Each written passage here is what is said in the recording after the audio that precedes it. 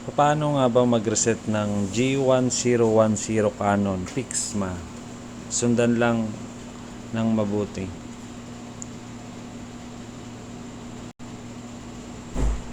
Yan, nagbiblink-blink siya.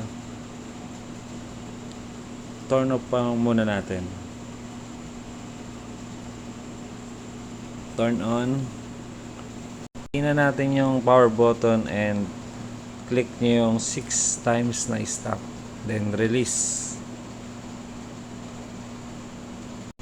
Hintayin natin mag-steady yung kulay green.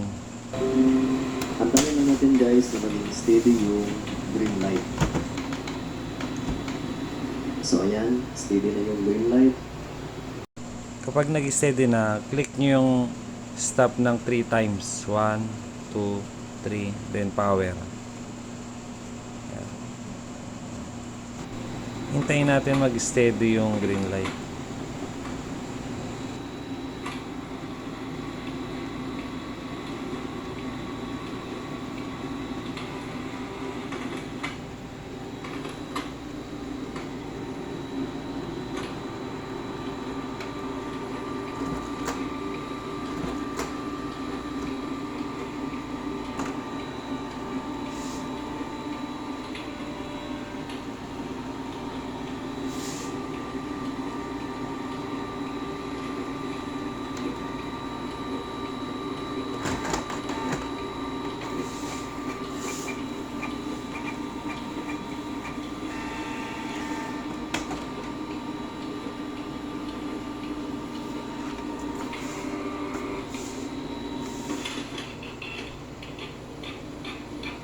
Yan, lumabas na.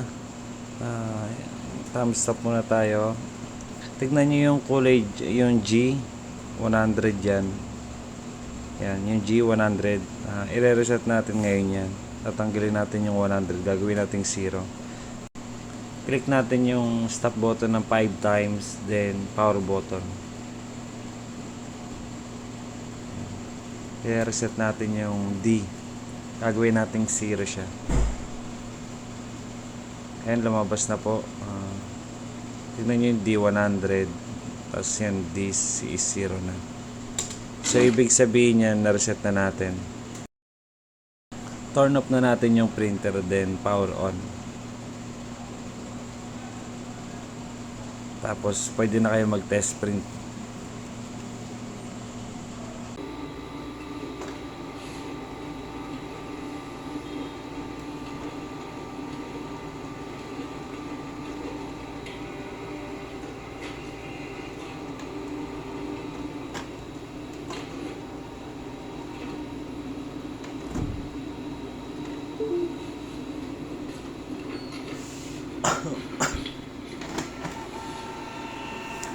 So, try natin siya i-test print guys.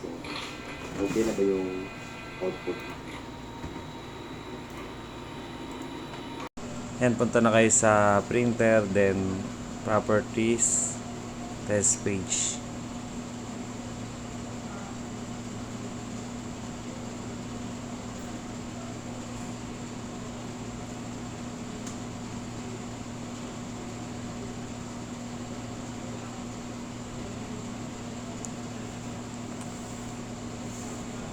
Yan, successful ngayon ang pag-reset natin.